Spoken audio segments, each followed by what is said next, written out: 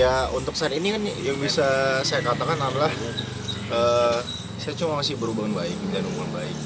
Saya pribadi emang nggak pengen pacaran sih ya. Pengen apa langsung nggak taruh. Kalau taruh kan belum kenal. Udah kenal ya. Ini kan kita udah kenal. Ya kalau udah ngerasa klop, mungkin one day mungkin suatu saat kalau emang saya udah ngerasa klop, nggak pun dengan Lesti, saya bakal melangsungkan nikah gitu, gak mau pacaran. Cinta Kayak lagu. Ya Mas jauh ini saya bisa katakan cuma temenan, masih temenan. Ya udahlah, kita ngejalanin hubungan baik gitu, menjalin silaturahmi, komunikasi juga. Ya nggak beda jauh lah ketika saya dengan teman-teman saya yang lain gitu. Cuma emang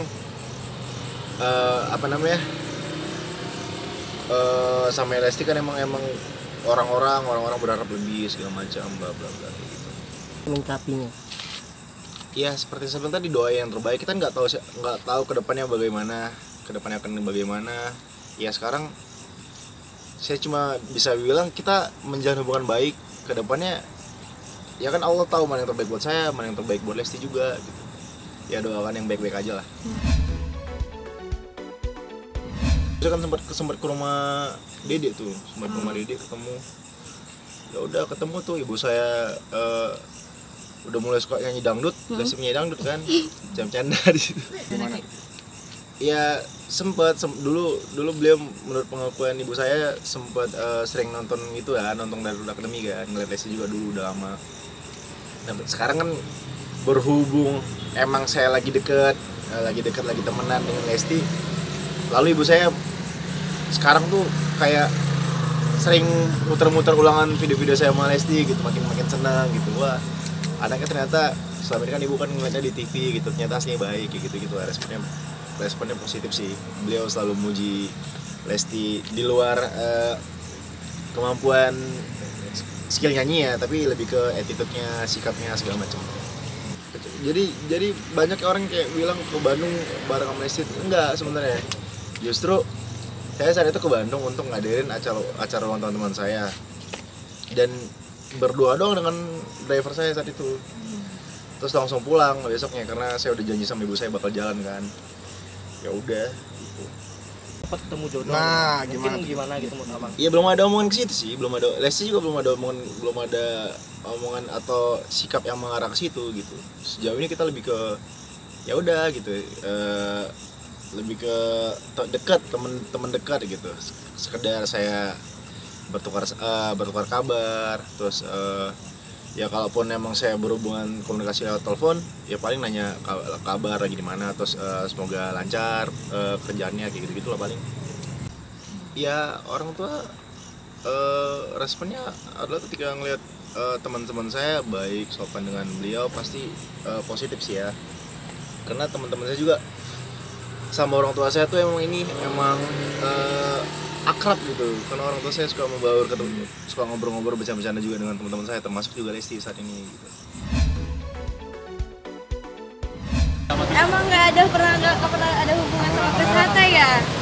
Berarti itu ada hubungan sama Chris Hatta? Pernah dekat tapi nggak pernah pacaran gitu aja. Hanya teman dekat. Hanya teman dekat. Tapi Ya. katanya nggak. Emang pun kita sih ngomongin channel YouTube, tapi nggak sampai bermalam-malam ya. Kan katanya saya bermalam bilang Chris Hatta itu enggak bohong. Chris Hatta nggak bohong, tapi emang benar. Benar saya emang ketemu Chris Hatta tapi nggak sampai larut malam. Aku nggak punya pacar. Aku lagi fokus karir aja. Mau perbaiki diri, fokus karir gitu aja. Tapi pasti ada lah, pasti ada dengan kayak yang katanya gitu-gitu pasti ada lah. Ya bodo amat sih, saya menyiapin juga bodo amat ya orang mau nilai saya gimana aja terserah mereka lah. Ya sangat sulit lah dengan dicapnya image jelek, ya sangat sulit lah. Jadi dari bawah lagi aja gitu. Untuk biar orang-orang tuh kayak kalau Hana tuh nggak gitu loh. Dengan seizin Allah Subhanahu wa Ta'ala, Tuhan yang Maha Kuasa, hari ini kita sama-sama punya itikat baik, ya. Sama-sama hari ini kita ketemu dalam satu kesempatan kekeluargaan, itikat baik yang mudah-mudahan insya Allah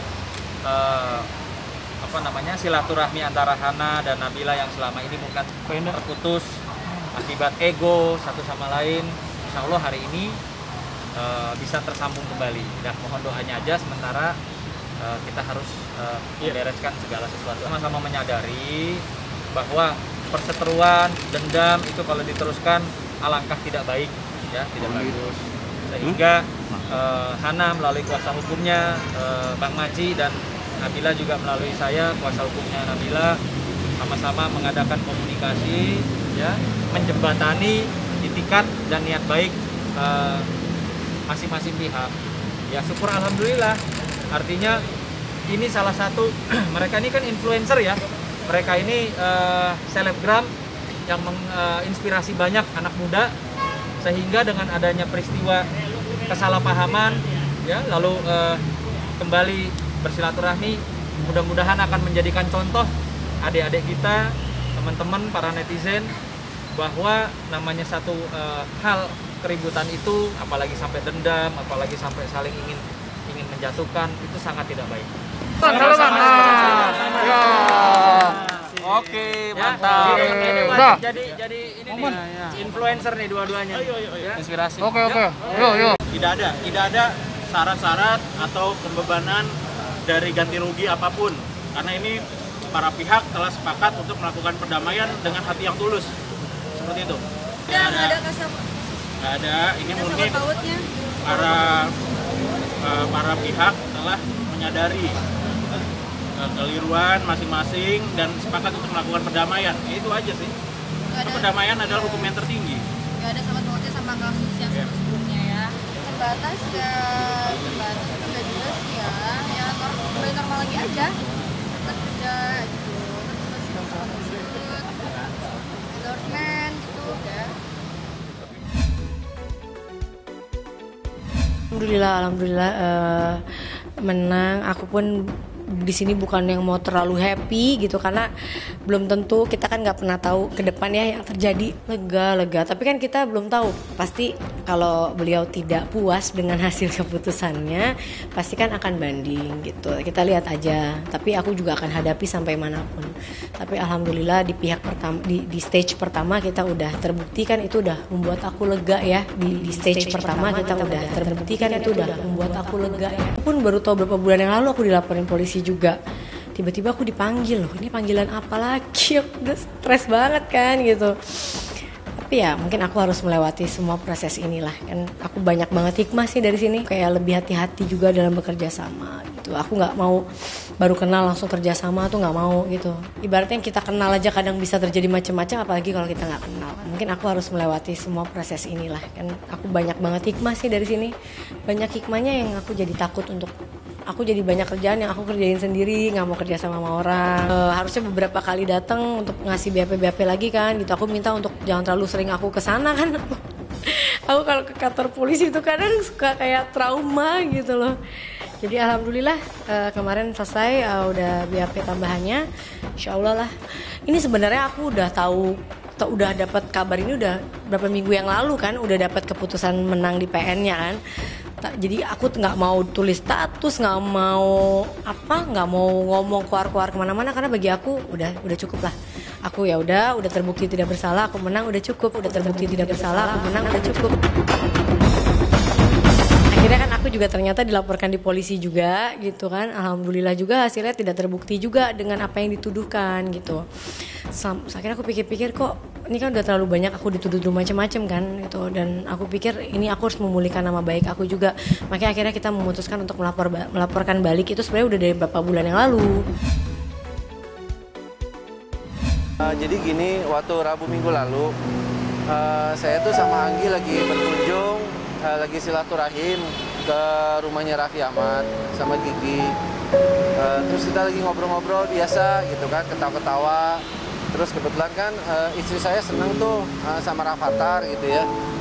Jadi lagi ngelihat Raffi bercanda sama Rafathar lagi ini, terus bener-bener nggak ada gejala apa-apa gitu. Ya kita silaturahim aja biasa, seneng-seneng gitu.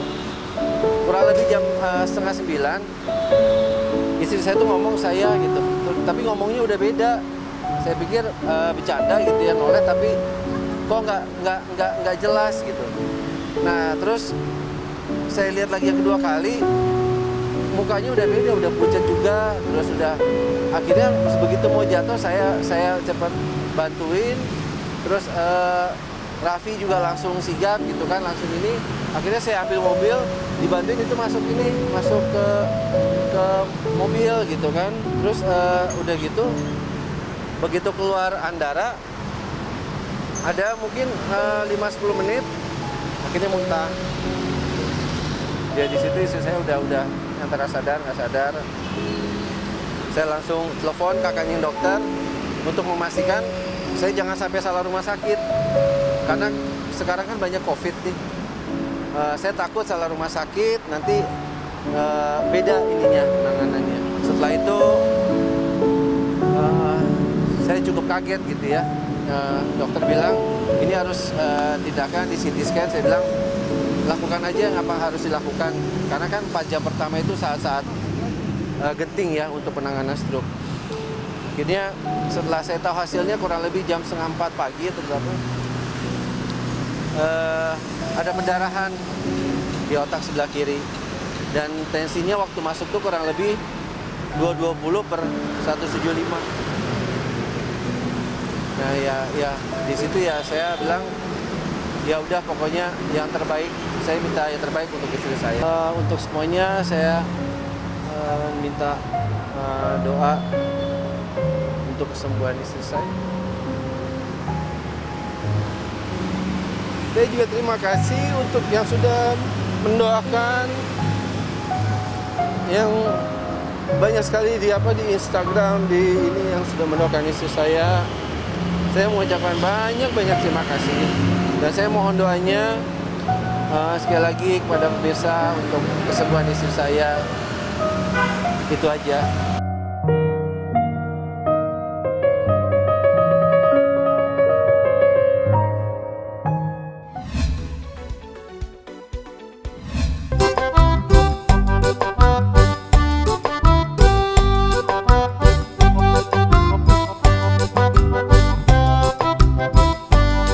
Anti mainstream ya.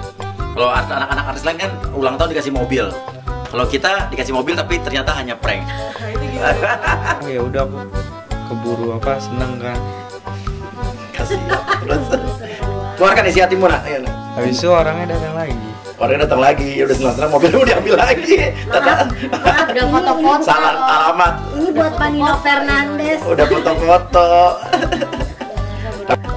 Tapi tetap kita kasih mobil listrik, habis itu yang kecil, mobil buat latihan aja, buat kayak pergi ke minimarket, beli martabak ke depan. Keren. Dan itu mobil juga nggak masuk Indonesia lagi. Katanya dengar-dengar cuma masuk 2 atau 3 gitu. Gini, biasanya Nino tuh paling susah banget di prank. Dia tuh terlalu smart, terlalu pintar untuk pasti nanya-nanya. Ini apa ini? Bener kan dia nanya-nanya juga kan pas ada mobil di depan itu. Enggak mungkin. Ini. Coba tanya papa, telepon papa. Dia tuh apa ya? Detail. Aku aja baru belajar mobil, belum bisa. Kenapa tiba-tiba dikasih mini koper cuy. Salah mata perdana yang koper. Kalau dia mah nggak pernah minta barang dari sampai sekarang. Karena Nino tuh sampai sekarang sama Cinta udah punya uang sendiri, udah punya penghasilan sendiri di umur yang sekian. Jadi ya udah, dia nggak pernah minta barang. Kalau kita mau kasih dia senang gitu kan. Cinta juga ngasih kado ke Nino ya. Aku jadi sama ini nih headphone-nya dia tuh rusak terus. Aku denger dari PS-nya dia sendiri aja tuh suaranya tuh nggak bagus dan kasihan gitu loh, kayak miris banget sih nih bocah punya duit tapi kagak beli gitu kan. Jadi ya udahlah mendingan aku aja yang beli kan ya, mumpung lagi ulang tahun ini juga kan. Kalau nggak ngasih kado. Tahu, parah bet. Apaan?